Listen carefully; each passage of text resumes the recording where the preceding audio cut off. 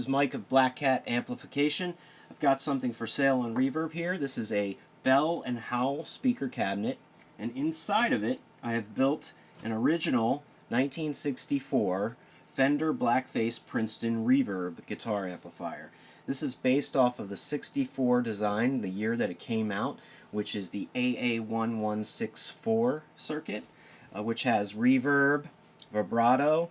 It's got treble and bass controls and a master volume, as well as two inputs. Now, this Bell Howell Speaker Cabinet was made in the 1950s. Bell Howell was a company that did a lot of camera equipment and film projectors back in the day, and they created these speaker cabinets to amplify the sound from the movies that were being projected. The cool thing about this is this has a 12-inch speaker in it, which is an actual Jensen speaker. Jensen made the speakers for these cabinets, and it sounds amazing for guitar tones. And as you know, the Fender Princeton circuit had a 10-inch speaker originally in the combo, so this 12-inch speaker adds a little bit extra depth to it, to the sound, and some of the bass really comes out in this tone. And the cabinet itself is made out of a pretty durable wood, so it sounds incredible. So I thought this would be a perfect project to build a brand new based on the old Fender Princeton Blackface circuit, and it turned out really nice and sounds incredible. Alright, let's walk through the features of this Bell & Howell Fender Princeton amplifier. As you can see, the case is built nice and sturdy. There's not a lot of wear and tear on the case, just a little bit, as you would expect for an amp, or actually a speaker case that's so many years old. It's definitely almost 70 probably years old. And it's got a little bit of wear and tear, but it's the original speaker cloth, which has got a little bit of wear. But I think it looks great for its age. The Bell & Howell logo really stands out. I've cut this hole here for all of the amplifier controls. So you have your two inputs. The vibrato, it works with both input 1 and 2. The only main difference here, just like the regular Princeton circuit, is that you have a higher input and a lower input. When you plug into 2, it kind of sounds a little bit attenuated. You get a little less volume. But this is the kind of the master input that you would want to use for most of the cases. You have your master volume, your treble, bass, your reverb levels, and the last two are for tremolo. You have your speed and intensity dials. So these match the original Fender Princetons. I've actually got this faceplate. It says vibrato here, but that works for both of the channels. And your on-off switch. Now this switch is a little bit different than the original, because you can fire it up here and let your tubes warm up, which is in standby mode, and switch it up all the way to actually switch it on when you're ready to play. So it's a three-way switch, which is a little bit different, and it kind of makes it so that you don't need to have two separate switches. And of course your pilot light is in the original hole that came with the speaker cabinet. Let's take a look at the back. So the back of this speaker cabinet is well ventilated, as you can see.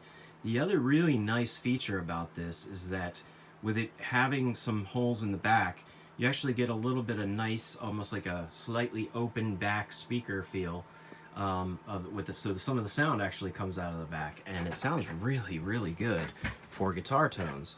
I've also cut this hole here, which has access to some of the speaker controls, so we'll get into that as soon as I open it up.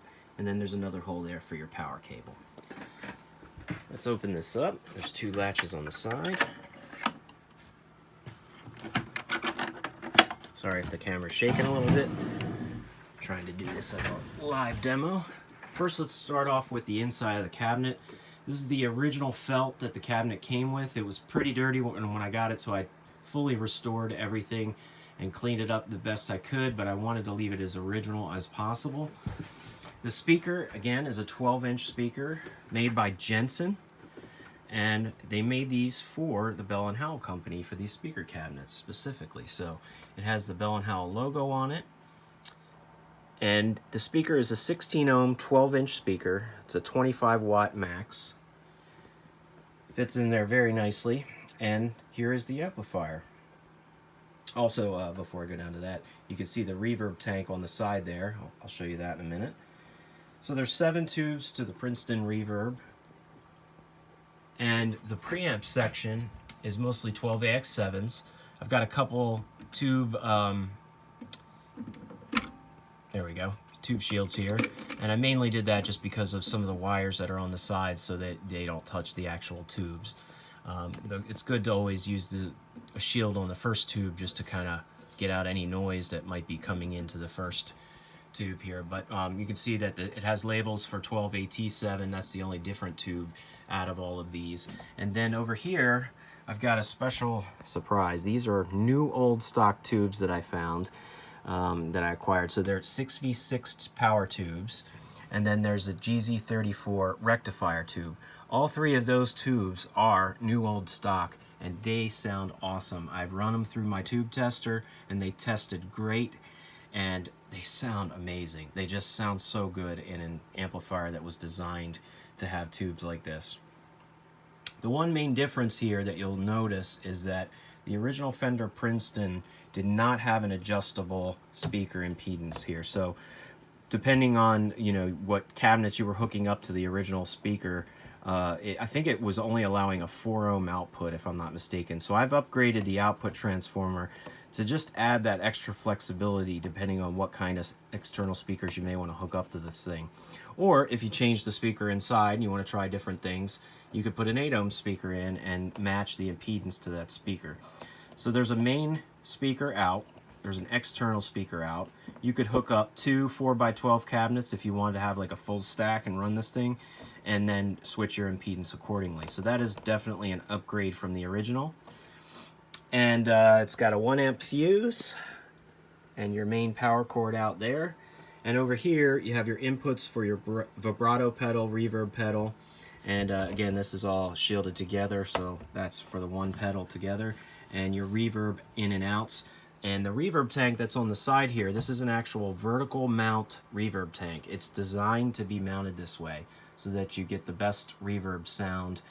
Most reverb tanks, well, I would say a lot of them, are mounted horizontally. So if you put a horizontal mount reverb tank in like this, you're definitely not going to get the same response from the springs. So this was actually specifically designed. It took me a long time to find a reverb tank that would match the Fender Princeton that was an actual vertical mount. Sorry if the light's not going in there properly. But that is mounted, it's designed to be mounted this way to get the maximum sound.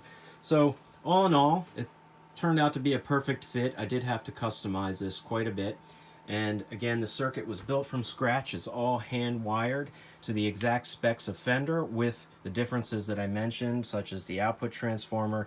I've also added an adjustable bias circuit to this and upgraded the bias filter cap as well. So everything would sound exactly the same as it was originally built, with the flexibility of allowing you to set the bias for the output tubes, and you have that flexibility of what types of speaker impedances you want to use. So really cool cabinet, really neat design. It works so well with the Fender Princeton circuit.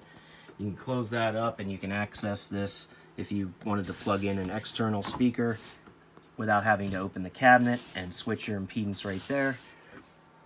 And that's the back of the amp.